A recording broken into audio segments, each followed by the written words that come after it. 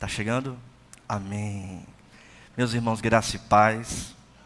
Para mim é uma alegria, é uma honra poder estar aqui com a igreja, glorificando o Senhor, exaltando o nome do nosso Deus e louvando ao Senhor pelos 27 anos da segunda igreja presbiteriana aqui de Petrolina.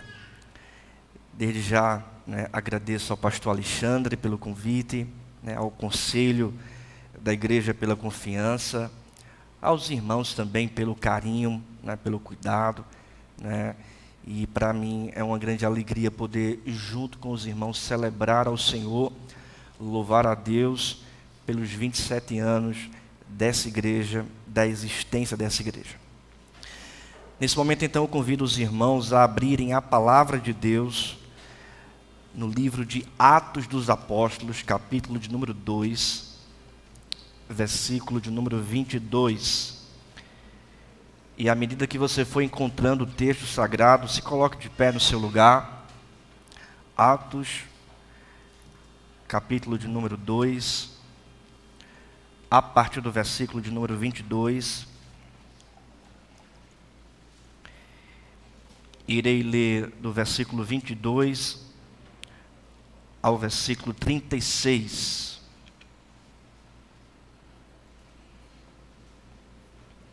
Atos, capítulo 2, a partir do versículo de número 22. Diz assim a palavra de Deus: Varões israelitas, atendei a estas palavras. Jesus o Nazareno, varão aprovado por Deus diante de vós, com milagres, prodígios e sinais, os quais o próprio Deus realizou por intermédio dele entre vós, como vós mesmos sabeis, sendo este entregue pelo determinado desígnio e presciência de Deus, vós o matastes, crucificando-o por mãos de iníquos, ao qual, porém, Deus ressuscitou, rompendo os grilhões da morte, porquanto não era possível fosse ele retido por ela. Porque a respeito dele, diz Davi, diante de mim via sempre o Senhor, porque está à minha direita, para que eu não seja abalado. Versículo 26. Por isso se alegrou o meu coração e a minha língua exultou. Além disso, também a minha própria carne repousará em esperança. Porque não deixarás a minha alma na morte, nem permitirás que o teu santo veja a corrupção. Fizeste-me conhecer os caminhos de vida, encher-me-ás de alegria na tua presença. Versículo 29. Irmãos, seja-me permitido dizer-vos claramente a respeito do patriarca Davi, que ele morreu e foi sepultado, e o seu túmulo permanece entre nós até hoje. Sendo, pois, profeta, sabendo que Deus lhe havia jurado que um dos seus descendentes se assentaria no seu trono, prevendo isto, referiu-se à ressurreição de Cristo, que nem foi deixado na morte, nem o seu corpo experimentou corrupção. A este Jesus Deus ressuscitou, do que todos nós somos testemunhas. Exaltado, pois, à destra de Deus, tendo recebido do Pai a promessa do Espírito Santo, derramou isto que vedes e ouvis.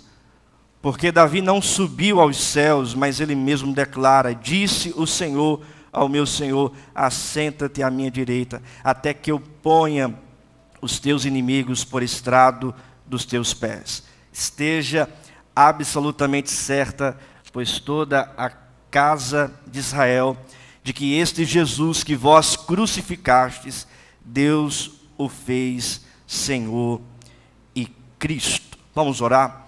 Pai amado, Pai querido, nós colocamos diante de Ti a nossa vida e Te pedimos, ó Deus, a iluminação do Teu Espírito Santo para nós entendermos a Tua palavra e também viver a Tua palavra. Tem misericórdia de nós, ó Deus, e fala conosco, fala com a Tua igreja, fala com o Teu povo. Assim nós oramos e nós Te pedimos isso em nome de Jesus. Amém. A igreja pode se assentar. Meus irmãos, não há dúvida alguma que a igreja, ela permanece viva por causa do Evangelho de Cristo. Não há dúvida alguma que os 27 anos da segunda igreja presbiteriana aqui de Petrolina, se dá por causa do Evangelho de Cristo. Nós não temos dúvida alguma que é por causa do Evangelho que nós temos vida, que nós existimos espiritualmente e que nós temos esperança da glória eterna. O que é o Evangelho? O Evangelho literalmente significa boa nova, ou boa notícia. A boa nova, a boa notícia de que Deus enviou seu Filho Jesus para morrer pelos nossos pecados, para salvar, para redimir o seu povo. O texto que nós lemos está tratando deste Evangelho, do Evangelho de Cristo. Na verdade, o texto que lemos é a primeira pregação da história da igreja primitiva, aqui registrada no livro de Atos. E essa pregação feita pelo apóstolo Pedro é uma pregação que revela o Evangelho de Jesus Cristo. Como nós bem sabemos, o livro de Atos foi escrito pelo evangelista Lucas, que é uma continuação do Evangelho que escreveu, e tem como objetivo narrar não simplesmente os fatos que aconteceram na igreja no primeiro século, não somente ali na igreja primitiva, o avanço do Evangelho em Jerusalém, Judéia, Samaria, até os confins do mundo, mas também tem como objetivo narrar os atos de Cristo através da sua igreja. Quando nós olhamos para o livro de Atos, justamente nesse momento, nessa parte, é quando no dia de Pentecostes o Espírito Santo desce sobre a igreja e muitos ali começam a falar em outras línguas e muitos ali em Jerusalém começam a ouvir da grandeza de Deus no seu próprio idioma. E muitos começam a perguntar: o que é que está acontecendo? Será que estão embriagados? Muitos ali começam a questionar. E é justamente nesse momento que o apóstolo Pedro, no versículo 14, se levanta para explicar para aquele povo que o que está acontecendo é o cumprimento das promessas do próprio Cristo, que o Espírito Santo desceria sobre a igreja. E logo após ele explicar isso, ele prega, ele fala do Evangelho.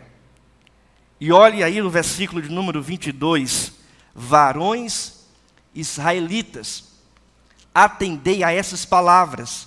Jesus, o Nazareno, após ele explicar o que está acontecendo, ele passa a pregar o Evangelho. Ele passa a anunciar o Evangelho. E nós temos aqui, meus irmãos, a verdade sobre o que é, de fato, o Evangelho. Não apenas o Evangelho que salva vidas, que é apresentado para aqueles que ainda não creem, mas o Evangelho que sustenta a vida dos crentes, que é apresentado também para aqueles que já caminham com o Senhor Jesus Cristo. É por esta razão que eu gostaria de, nessa noite, entregar essa verdade para a igreja, para os irmãos, a sublime mensagem do Evangelho. Porque é sobre isso que o texto está falando, é sobre isso que o apóstolo Pedro aqui está anunciando. E a primeira verdade é que a sublime mensagem do Evangelho apresenta-nos o poder extraordinário de Cristo.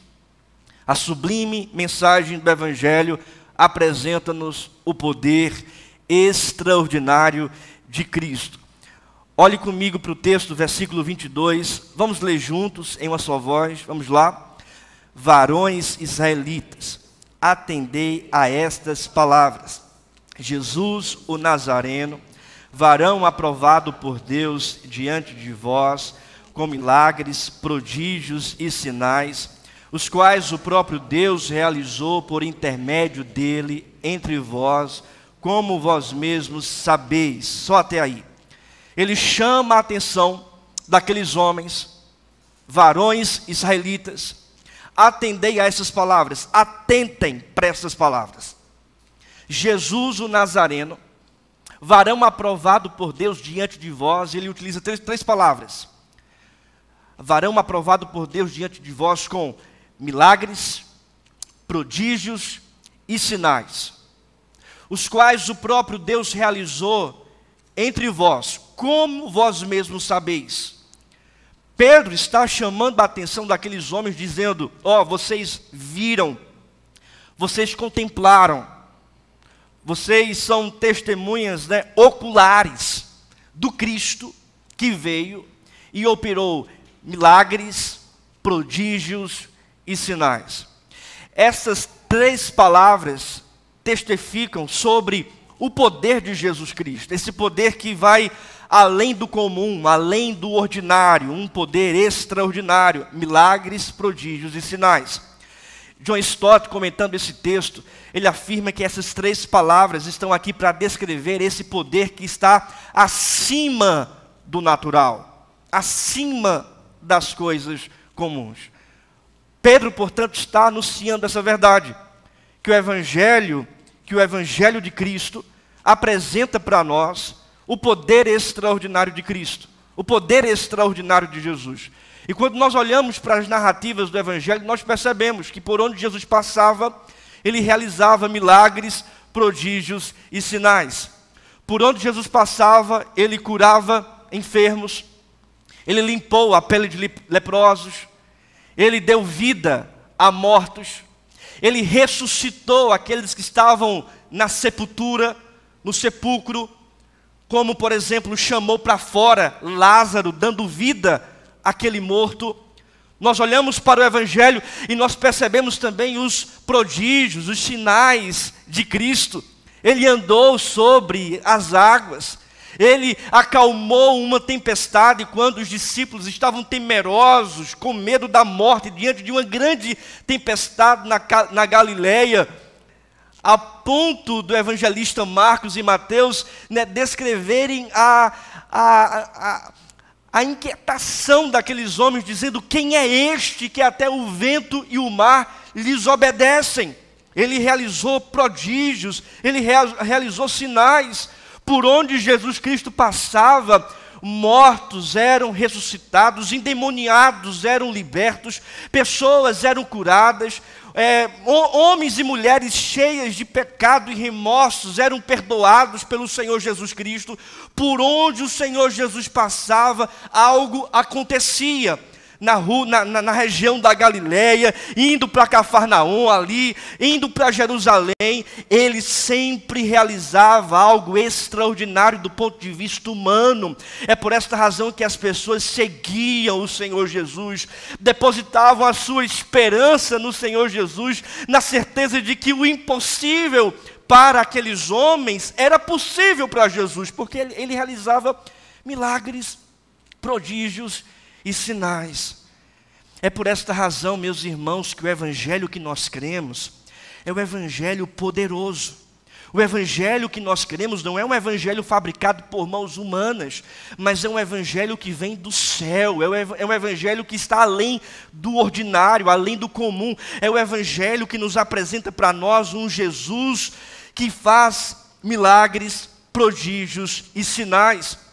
O mesmo Cristo que realizou esses impossíveis do ponto de vista humano no passado, é o mesmo Cristo que também opera aquilo que é impossível para nós do ponto de vista humano hoje. O Cristo imutável, o Cristo que perdoa pecados, o Cristo que nos liberta do império das trevas, o Cristo que sara as nossas enfermidades espirituais, o Cristo que também, segundo a sua vontade, querendo Deus, pode também sarar as nossas enfermidades físicas. Nós cremos no Evangelho que apresenta o poder extraordinário de Cristo. Ele não é simplesmente um homem, ele não é simplesmente uma pessoa, mas ele é o Filho do Deus vivo que andou entre nós, o Deus encarnado. É por esta razão que a nossa esperança, ela deve estar depositada em Jesus. Aquilo que é impossível aos seus olhos, aquilo que é impossível para você, aquilo que te causa angústia e dor, aquilo que para você é causa de choro, dificuldade, eu digo para você nessa noite, tudo é possível diante do poder de Cristo. E que nós devemos depositar a nossa esperança em Cristo Jesus. E aquilo que é causa de dor para nós em Cristo pode ser motivo de alegria. Aquilo que para nós é símbolo de morte em Cristo pode se transformar em ressurreição. Aquilo que para você é cativeiro, prisão, em Cristo você pode ser liberto, porque nele há um poder extraordinário jamais visto na face dessa terra. Uma aplicação para a nossa vida. O poder extraordinário de Cristo não está para nos servir em nossos pedidos antropocêntricos e egoístas, mas está para testificar que Jesus é o Cristo, o Filho do Deus vivo, que veio redimir o seu povo. Porque se você prestar bastante atenção, no versículo 22 ele diz: Jesus o Nazareno, varão aprovado por Deus diante de vós. Essa expressão utilizada pelo apóstolo Pedro na pregação, registrada aqui pelo evangelista Lucas, é uma expressão que diz o seguinte: varão aprovado por Deus significa o varão que veio da parte de Deus. O Cristo, o Redentor, o Messias, aquele que foi profetizado pelos profetas da antiga aliança, ele veio, ele chegou, ele é este varão aprovado por Deus, este é o varão, o homem que veio da parte de Deus para salvar o seu povo. Essa expressão significa isso, que Jesus, de fato, é o Messias prometido por Deus. E então Pedro está dizendo, ele foi o varão aprovado, testificado por Deus, o Messias. Por quê?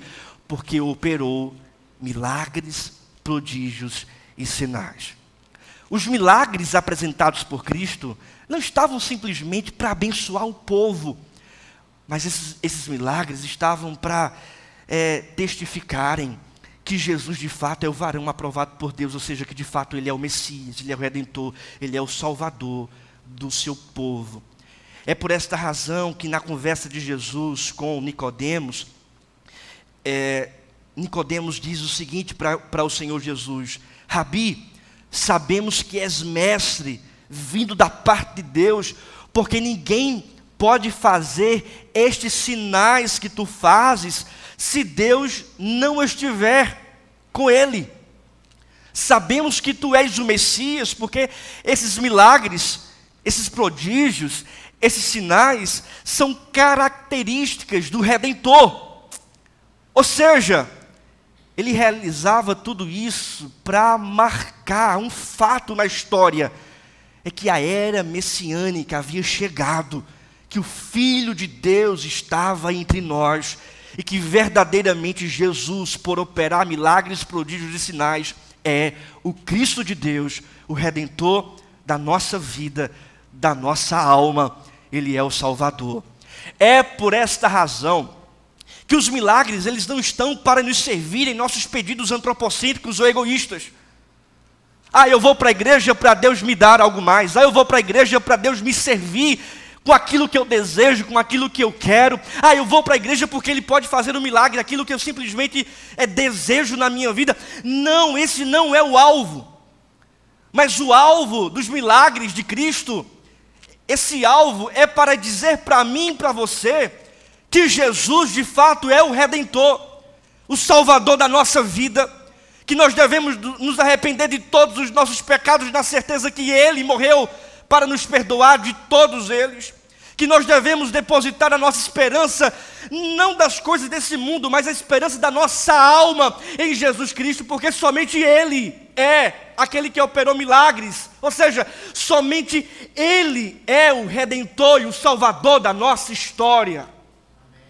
É por esta razão, meu querido irmão, que o poder de Jesus não tem o propósito de nos servir em pedidos antropocêntricos, mas de apresentar a cada um de nós que somente Ele, Jesus, é o enviado de Deus, o Messias, o Cristo, o Redentor da nossa alma.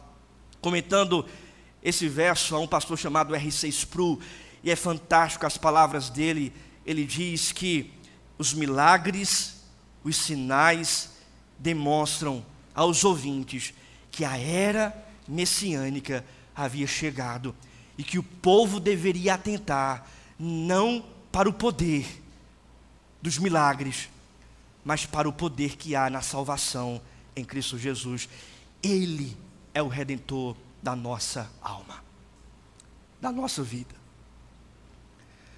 O Evangelho de Jesus Cristo, portanto, nos apresenta essa primeira verdade: o poder extraordinário de Cristo. A segunda verdade é que o Evangelho do Senhor Jesus, o sublime Evangelho de Cristo, nos revela a morte arquitetada de Cristo. A sublime mensagem do Evangelho, em segundo lugar, nos revela a morte arquitetada de Cristo. Veja o versículo 23, veja o que diz. Eu gostaria de ouvir a igreja em uma só voz. Vamos lá? Sendo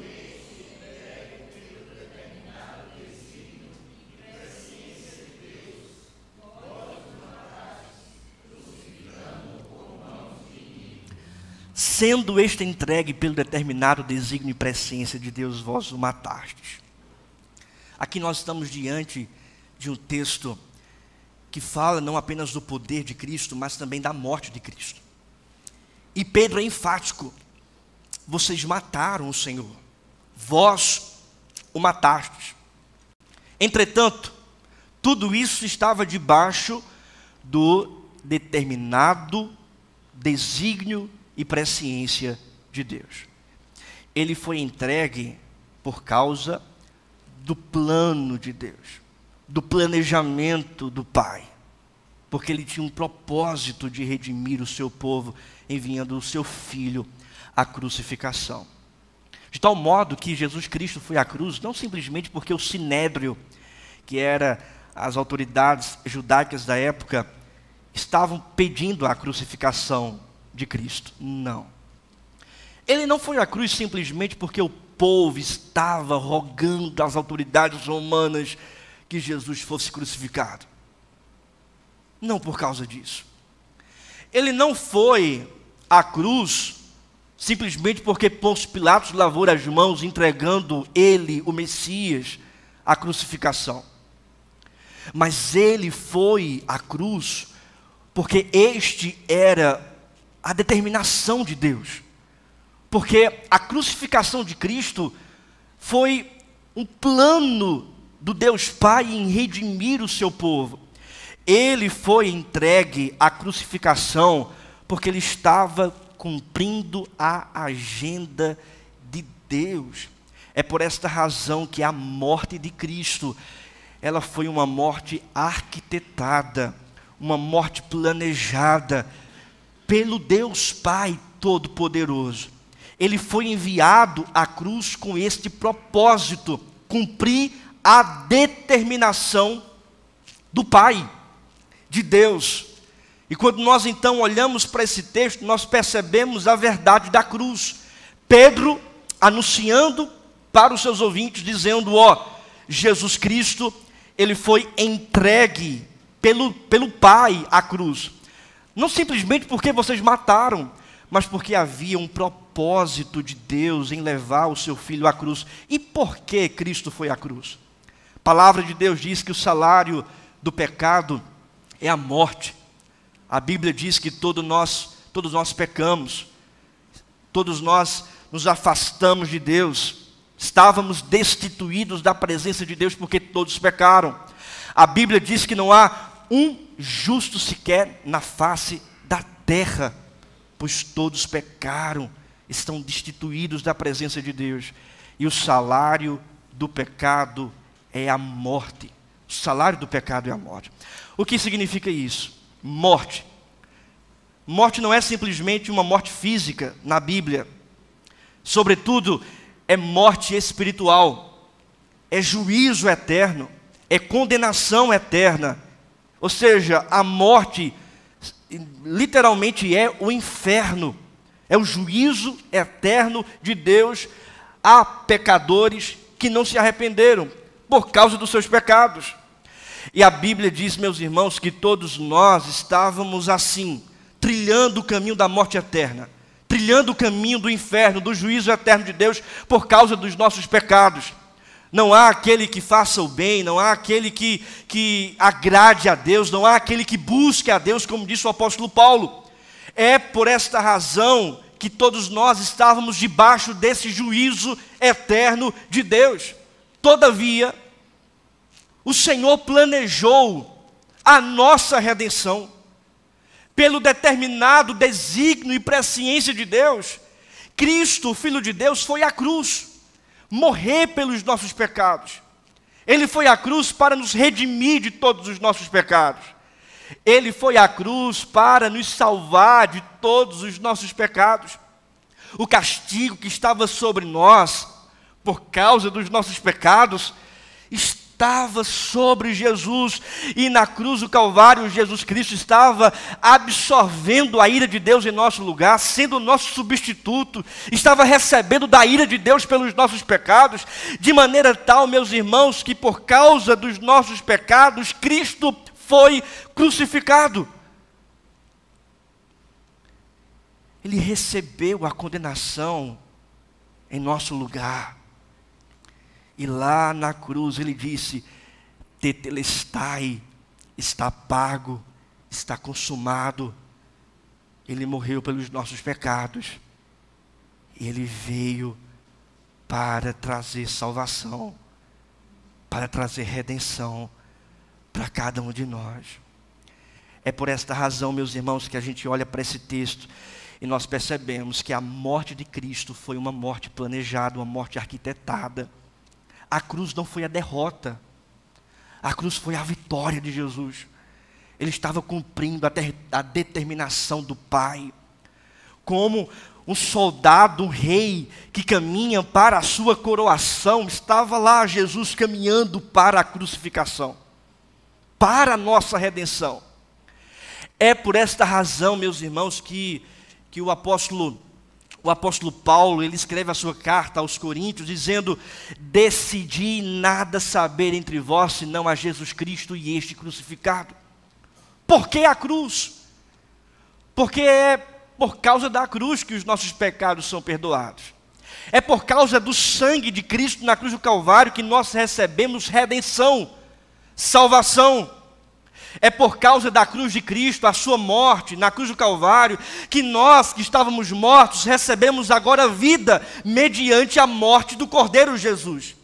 É por causa da cruz que somos santificados, é por causa da cruz que somos separados deste mundo, é por causa da cruz de Cristo que somos justificados, é por causa da cruz de Cristo que vivemos em novidade de vida, é por causa da cruz de Cristo que temos esperança de que estaremos um dia na glória eterna, é por causa da cruz de Cristo que temos a convicção de que todos os nossos pecados foram perdoados pelo sangue de Jesus, é por causa da cruz de Cristo que nenhuma condenação há para aqueles que estão no Senhor. É por causa da cruz de Cristo que o império das trevas, Satanás e os seus demônios não tem mais poder sobre nós.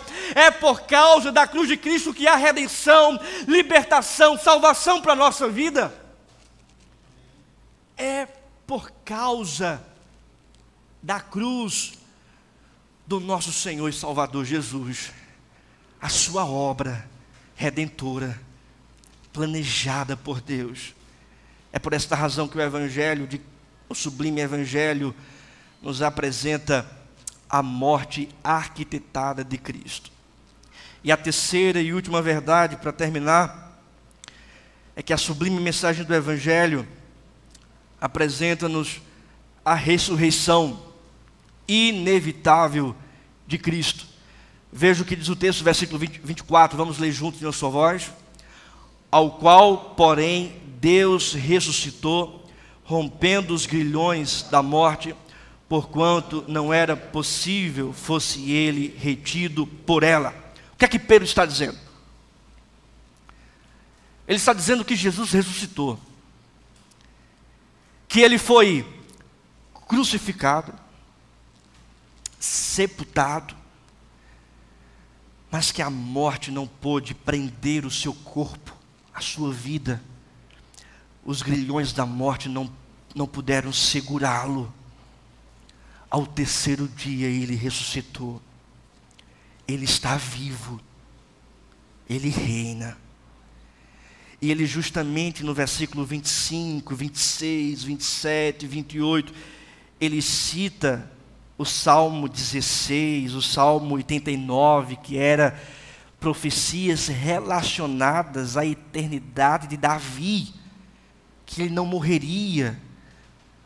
Mas aí Pedro explica no versículo 29, dizendo: irmãos, seja-me permitido dizer-vos claramente a respeito do patriarca Davi, que ele morreu, e o seu túmulo permanece entre nós até hoje. Versículo 30, sendo, pois, profeta e sabendo que Deus lhe havia jurado que um dos seus descendentes se assentaria no trono, prevendo isto, versículo 31, referiu-se à ressurreição de Cristo, que nem foi deixado na morte, nem o seu corpo experimentou corrupção. Versículo 32, juntos: a este Jesus Deus ressuscitou, do que todos nós somos testemunhas. Eles eram testemunhas oculares da ressurreição de Cristo. Eles viram Jesus ressurreto. Eles andaram com Jesus ressurreto, ressuscitado. Eles comeram com Jesus após a sua ressurreição, andaram com Ele, foram ensinados também por Ele. Eles eram testemunhas oculares da ressurreição. Eles morreram, os apóstolos, por causa dessa mensagem da ressurreição. Não é uma ressurreição aqui ideológica, não é uma ressurreição filosófica. Jesus não ressuscitou na boca dos apóstolos, não é isso. Mas de fato Jesus Cristo ressuscitou em corpo, em um corpo glorificado, em um corpo ressurreto. Eles viram o Senhor Jesus sendo crucificado, sepultado, mas também viram a ressurreição. Contemplaram Cristo que reviveu dos mortos. E ainda mais, versículo 33, exaltado, pois, à destra de Deus, tendo recebido do Pai a promessa do Espírito Santo, derramou isto que vedes e ouvis, ou seja, um Cristo que ressuscitou, que está vivo e que está operando, que é operante. Isso que vocês estão vendo, ouvindo, o Espírito Santo sendo derramado, foi o Senhor Jesus que enviou. Ele está vivo e operando no meio da igreja. Ele está vivo e operando no nosso meio. Ele ressuscitou e está vivo aqui neste lugar. Ele está vivo no meio da sua igreja. Ele está vivo nos nossos dias, na nossa história. Ele continua vivo. É por esta razão, meus irmãos, que até hoje Cristo é perseguido. E que a igreja de Cristo, ela é perseguida. Ninguém vai perseguir um morto. Ninguém vai perseguir alguém que está morto. Mas o mundo persegue ainda a verdade de Cristo, o Evangelho de Cristo, os princípios do Evangelho do Senhor, porque Ele está vivo e Ele está operante neste mundo, no nosso meio, no meio da sua igreja. E Ele não é mais um Cristo abatido, um Cristo crucificado, mas Ele é o Cristo exaltado, à destra de Deus Pai. É por esta razão que nós não cremos em um Cristo ainda pendurado no madeiro. A cruz está vazia. Jesus ressuscitou. Nós não cremos em um Cristo ainda de semblante de dor. Ele venceu a dor. Ele venceu a morte. Ele ressuscitou. Ele está exaltado. Ele é exaltado. É por esta razão, meus irmãos, que nós cremos em um Cristo glorioso, exaltado, ressurreto, que vive e que reina.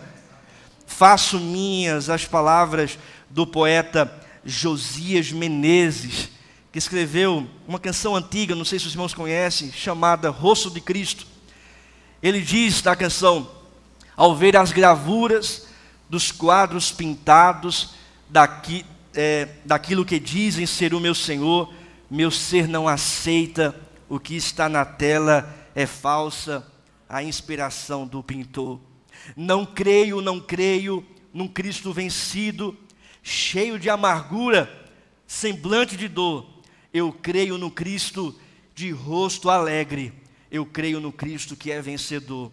E um dia também o verei face a face, e assim eu creio pela minha fé. Oh, aleluia, verei o seu rosto, verei a Jesus como Ele é. Ele está vivo, Ele reina, Ele é exaltado. A cruz está vazia, o túmulo está vazio. Ele vive e Ele reina. Versículo 34, porque Davi não subiu aos céus, mas ele mesmo declara, disse o Senhor ao meu Senhor, assenta-te à minha direita, até que eu ponha os teus inimigos por estrados dos teus pés. Veja, ele está novamente citando aqui Davi, literalmente o Salmo 110, versículo 11, falando do governo de Davi, do reinado de Davi sobre os seus inimigos. No entanto, ele está se referindo aqui a Jesus. Pedro está dizendo, ó, o Senhor acima dos senhores, o Senhor que está acima dos inimigos, é o Senhor Jesus. Versículo 36, esteja absolutamente certa, pois toda a casa de Israel, de que este Jesus que vós crucificastes, Deus o fez o quê? Deus o fez Senhor e Cristo. Pedro está dizendo que esse Jesus que foi crucificado, ressuscitou, está exaltado e é Senhor sobre toda a casa de Israel. Ele é Senhor sobre todo o mundo. Ele está chamando a atenção de Israel, dizendo, ó, Jesus Cristo, Deus o fez Senhor. O termo aqui no grego Senhor significa aquele que está acima de todas as coisas, aquele que governa toda a existência, aquele que sustenta o cosmos pela palma de suas mãos, aquele que tem um controle absoluto da história, aquele que não pode medir esforços, porque tudo depende dele. Ele não mede esforços com ninguém, ele não luta com ninguém, ele domina, na verdade, todas as coisas. É por esta razão, meus irmãos, que o Senhor Jesus, Ele está vivo e Ele reina poderosamente acima de todas as coisas. A história da humanidade não caminha para o caos, pelo contrário, a história da humanidade está caminhando de acordo com o curso do Rei Jesus. A história da humanidade não vive no aleatório das decisões humanas. A história da humanidade está caminhando de acordo com a vontade do Rei Jesus. Jesus, meu querido irmão, minha querida irmã, é Senhor dos senhores, é Rei dos reis, está acima de tudo e de todos. A história da humanidade está debaixo dos seus decretos, está debaixo do seu governo. Ele reina não simplesmente sobre a igreja, mas Ele reina sobre toda a história da humanidade, sobre todo esse mundo, de maneira tal que se o diabo quiser fazer alguma coisa, ele ainda assim tem que pedir permissão a Deus, porque Ele domina sobre tudo e sobre todas as coisas. É por esta razão que nós podemos descansar na soberania de Deus, na certeza que o nosso Senhor e Salvador Jesus cuida da nossa vida, porque Ele é soberano e nós somos os seus filhos. Nós não estamos soltos no acaso deste mundo, pelo contrário, nós estamos sendo bem guiados, sustentados e direcionados pelos decretos de Cristo Jesus. Você talvez pode olhar para esse mundo e dizer, o mundo está péssimo, o mundo só tem coisa ruim, vai piorar. Eu olho para a política e não vejo perspectiva, olho para a saúde e não vejo perspectiva, olho para a moralidade desse mundo e também não vejo esperança, não vejo perspectiva. Eu digo para você, talvez você esteja com desesperança, mas entenda, Cristo é Rei, Ele é Senhor, Ele conduz a história, está tudo debaixo do controle de Deus, e a igreja, no fim, será glorificada com a volta do nosso Senhor e Salvador Jesus. O Evangelho, portanto, nos apresenta o sublime poder de Cristo, esse poder extraordinário. O Evangelho nos apresenta a morte arquitetada de Cristo. E a terceira e última verdade é que o Evangelho também nos apresenta a ressurreição inevitável de Cristo. 3 implicações para a sua vida. O Evangelho de Cristo é a nossa única alternativa. Essa verdade é a nossa única alternativa. Não existe outro caminho para a salvação, para a redenção, para a paz de espírito, para a libertação dos nossos pecados, para a convicção de vida eterna. Não existe nenhum outro caminho a não ser o Evangelho de Jesus Cristo. O Filho de Deus que realiza poder extraordinário, que morreu pelos nossos pecados e que ressuscitou ao terceiro dia. Nós não temos outra alternativa a não sermos confiar nesse Evangelho que é nos apresentado. Segunda aplicação. O Evangelho de Cristo é o nosso único sustento. E aqui é para toda a igreja, para aqueles que já caminham com o Senhor. O Evangelho de Cristo é o único sustento.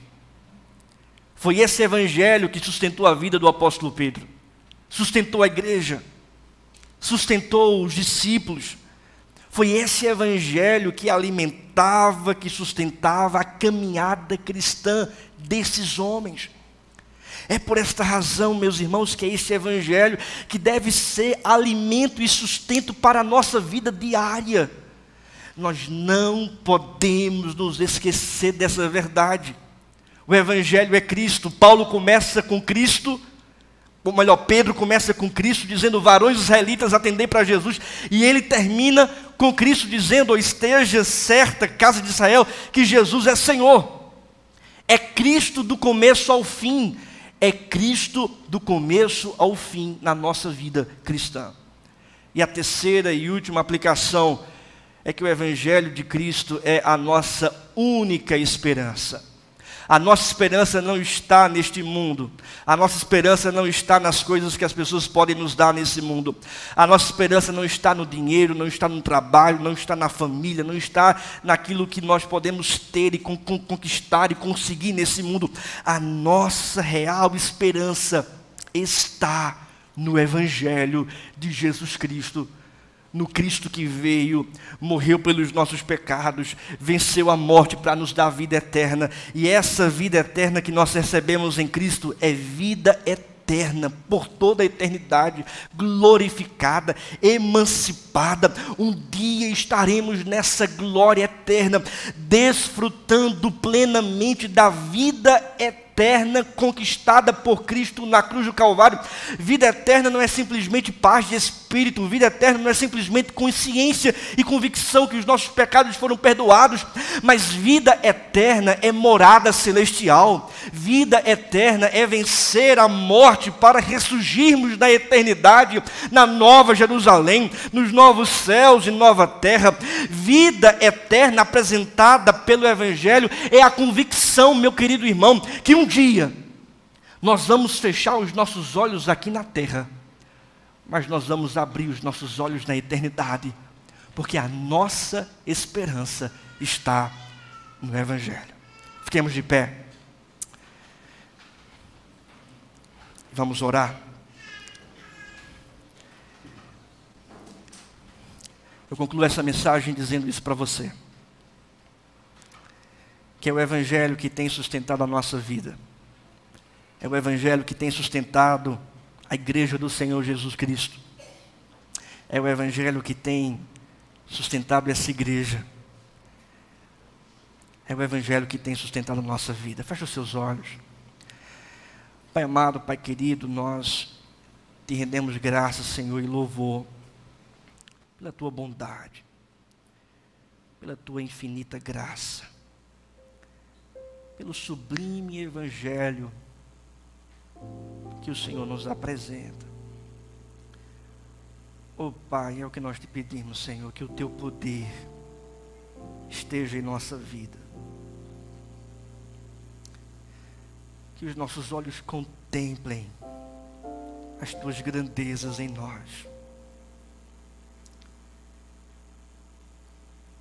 Que a verdade da morte do teu filho, Senhor, seja motivo de alegria para o nosso coração.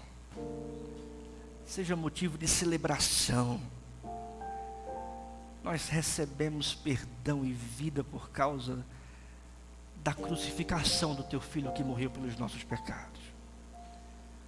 Muito obrigado, Pai amado, porque sabemos também que Jesus Cristo ressuscitou, está vivo e reina. Que diante da ansiedade deste mundo, possamos descansar em tua soberania, descansar em teus cuidados paternos e soberanos. Ó Senhor Deus, traz alento para a nossa alma, conforto para a nossa vida. Que a nossa caminhada cristã seja pautada por Cristo Jesus.